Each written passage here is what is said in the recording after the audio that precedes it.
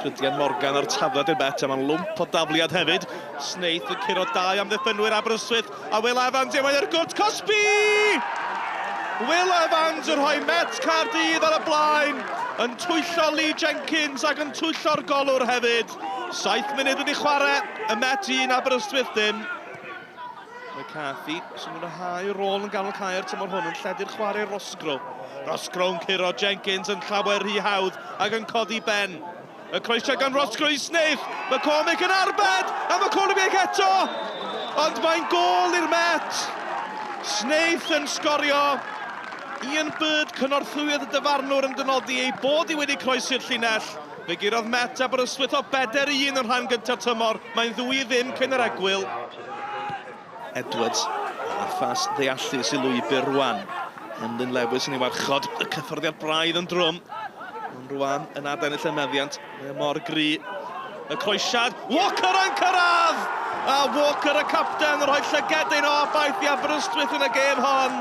Ni hanner ffordd drwy'r ail hanner, 4edd gol Walker y tymor yma. Baines. Na chi bas letraws hyfryd a Joe Phillips yn ei chymryd i ar ei frest. Y croesiad am ydi yna rwan yno. Lewis yn clirio. Mae Aberystwyth ar momentum o hynny'n sicr. Baines ar gornel felly. Wes Baines. Y golwr yn dod yn dani. Dwi heb i chali! A mae Wollacott wedi dod ag Aberystwyth yn gyfartal! Llai na 5 munud yn weddill a mae'r gêm ma di throi ar ei phen. Smonach llwyr gan Alex Lang. Pwy fydde wedi darogan y sgôr yma ar yr hanner sgwn i? O, mae honna yn y hergwd drom gan Rhys Thomas. Dyw chwaraewyr Aberystwyth ddim yn hapus. Dyw'r dyfarnwr ddim yn hapus chwaith. Ail gerdyn, melyn. Mae Thomas i ffwrdd. Mae nhw newydd ildio gol. Mae nhw dildio dyn o fantes nawr hefyd.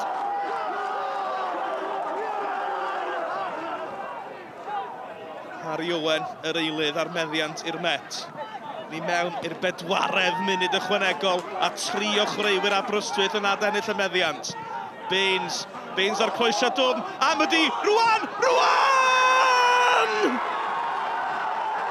Anhygoel!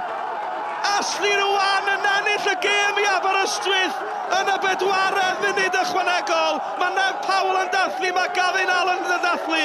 Mae'r holl gefnogwyr Aberystwyth yn dathlu hefyd. Am stori.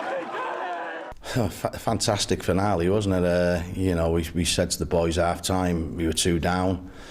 Probably unlucky to be 2 down because I thought we'd done okay first half. You know, we were against a stiff wind and obviously a bad sun there. So we just changed things around a bit half-time. I said to the boys, you know, let's just try and press them, and we put another forward on, and it worked. You know, we dominated the second half, and you know, the best side won there today without a shadow.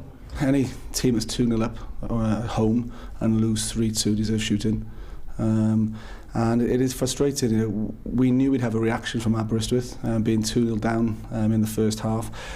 We expected the diagonals to come in as we did, so we spoke to the players about that.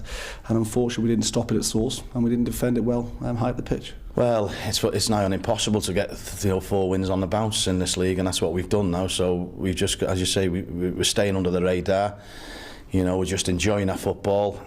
You know, you've seen the fans there, what it means to them at the end, and everyone connected with the club. And you know, if we can get to 30 points, I'd be over the moon. You know, because that'd get us in the top 6, and I'd be like basically winning the league for Aberystwyth. You know, because our remit was the start of the season. It's going to be a long, tough season, but you know, myself and the players, we've worked hard, and we've got something going in there, and we want to try and keep it going. Again, you know, we've set such high standards in this league, and people have expected us to go straight back down when we came up, but we didn't, and we got a top 6 finish, then a Europa Cup final, and the same again last year. So people are expecting us to be up there. And I heard a quote a few days ago, one of the big teams, we're classed as one of the big. So now we're on a bit of a bad run.